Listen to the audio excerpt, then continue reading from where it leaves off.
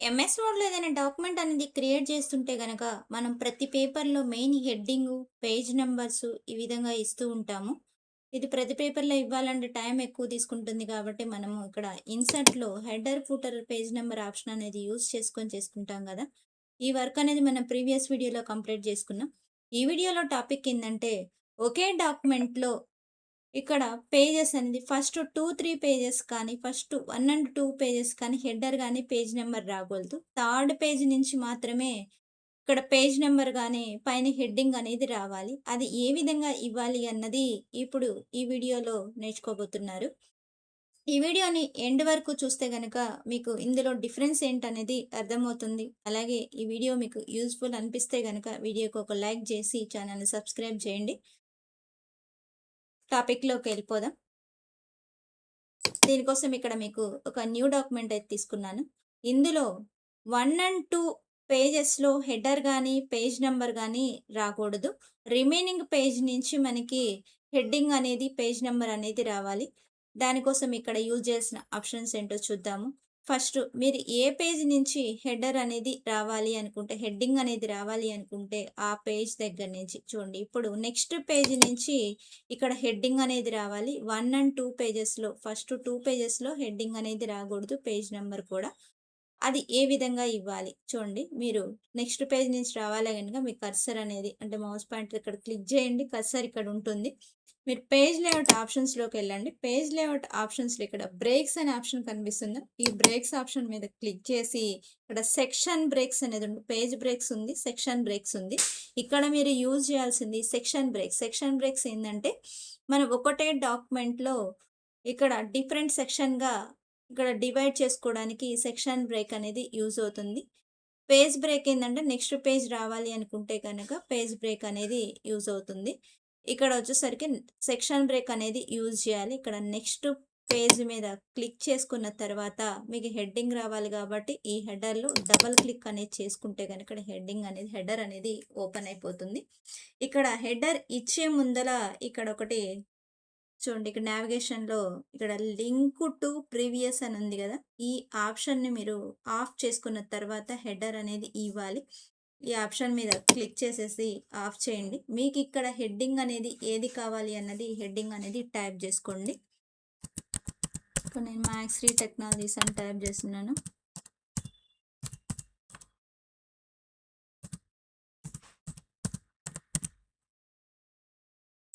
దీన్ని ఫార్మాటింగ్ చేద్దాం. కొంచెం ఫాంట్ సైజ్ ఇంక్రీజ్ చేద్దాం. బోల్డ్. నెక్స్ట్ క్యాపిటల్ లెటర్స్ యూజ్ చేశాను. సేమ్. ఇప్పుడు ఇది పైన 1 అండ్ 2 పేజెస్‌లో రాలేదు చూడండి ఇక్కడ. ఈ 2 పేజెస్‌లో రాలేదు. ఇప్పుడు చూడండి సెక్షన్ అంటే ఇది చూడండి సెక్షన్ 1 నెక్స్ట్ పేజీ సెక్షన్ 2గా డివైడ్ అయింది. ఇక్కడ మీకు అర్థమవుతుంది. ఇది సెక్షన్ 1, సెక్షన్ 2. సెక్షన్ 1లో రాలేదు. మనం సెక్షన్ 2 నుంచి హెడర్ అనేది ఓపెన్ చేసి ఇచ్చాం కాబట్టి ఇక్కడ సెక్షన్ 2 నుంచి పేజ్ అనేది బ్రేక్ అయింది కదా! సెక్షన్ 2 నుంచి మనకి హెడ్డింగ్ అనేది వచ్చింది. అదేవిధంగా మీరు పేజ్ నంబర్ అనేది ఇవ్వాలి అనుకుంటే గనక మీకు ఎక్కడి నుంచి పేజ్ నంబర్ రావాలి అనుకుంటే గనక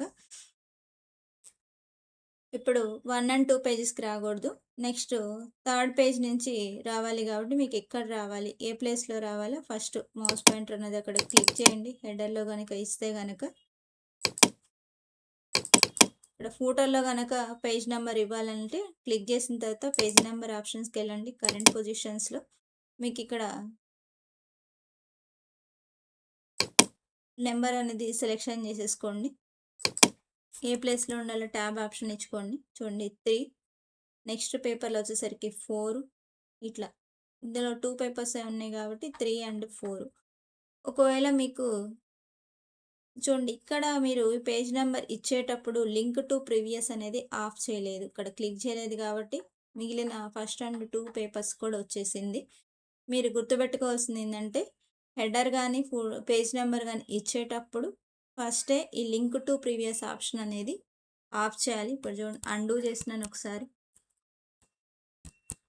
ఇక్కడ పేజ్ నెంబర్ అనేది వెళ్ళిపోయింది. ఇక్కడ లింక్ టు ప్రీవియస్ అనేది క్లిక్ చేసుకున్న తర్వాత ఇప్పుడు మీకు ఎక్కడ కావాలో ఆ ప్లేస్‌లో కర్సర్ అనేది ఉంచుకొని పేజ్ నెంబర్ ఆప్షన్స్‌లోకెళ్ళి కరెంట్ పొజిషన్‌లో నెంబర్ అనేది సెలెక్షన్ చేసుకోండి. నెక్స్ట్ ఇక్కడి నుంచి పేజ్ నెంబర్ అనేది వచ్చేసింది. నెక్స్ట్ 1 అండ్ 2 పేజెస్‌లో నెంబర్ అనేది రాలేదు. అదే మీరిక్కడ నంబర్ అనేది 3 నుంచి కాకుండా ఇక్కడ ఇదే ఫస్ట్ పేపర్ అనుకోండి. ఇక్కడ పేజ్ 1 నుంచి ఇక్కడ 1 అనే పేపర్ నుంచి రావాలి. అప్పుడు మీరు పేజ్ నంబర్ ఆప్షన్స్‌లోకెళ్ళి ఇక్కడ ఫార్మాట్ పేజ్ నంబర్ ఆప్షన్‌లోకి రండి. ఇక్కడ స్టార్ట్ ఎట్ అనే ఆప్షన్ ఉంటుంది. ఇక్కడ 1 నుంచి రావాలనుకుంటే గనుక 1 పెట్టేసేసి ఓకే ఆప్షన్ ఇవ్వండి. మీకు అక్కడి నుంచి 1 నంబర్ అనేది స్టార్ట్ అవుతుంది. ఈ విధంగా పేజ్ నెంబర్స్ అంటే మనకు కావాల్సిన స్పెసిఫిక్ పేజెస్‌లో మాత్రమే హెడర్ గానీ, ఫూటర్ గానీ, పేజ్ నెంబర్స్ అనేది రావాలి అనుకుంటే మీరు యూజ్ చేయాల్సిన ఆప్షన్ పేజ్ లేఅవుట్‌లో ఇక్కడ బ్రేక్స్‌లో సెక్షన్ బ్రేక్ ఆప్షన్ అనేది యూజ్ చేయాలి. అది యూజ్ చేస్తే గనక మీకిక్కడ మీకు కావాల్సిన స్పెసిఫిక్ పేజెస్‌కి మాత్రమే హెడర్ గానీ, ఫూటర్ గానీ, పేజ్ నెంబర్స్ కానీ వస్తుంది. ఇక్కడ నెక్స్ట్ పేజ్ ఆప్షన్ ఉంది కదా! అక్కడ అది యూజ్ చేయాలి. చూసారు కదా! ఇక్కడ మనం స్పెసిఫిక్ పేజీకి హెడర్, ఫూటర్, పేజ్ నంబర్స్ ఎలా ఇవ్వాలి అన్నది. ఈ వీడియో మీకు యూజ్‌ఫుల్ అయితే గనక ఈ వీడియోకి ఒక లైక్ చేసి ఛానల్‌ని సబ్స్క్రైబ్ చేయండి. మీ ఫ్రెండ్స్ అండ్ ఫ్యామిలీ మెంబర్స్‌కి ఈ వీడియోని షేర్ చేయండి. మరో కాన్సెప్ట్‌తో నెక్స్ట్ వీడియోలో కలుసుకుందాం. Thanks for watching.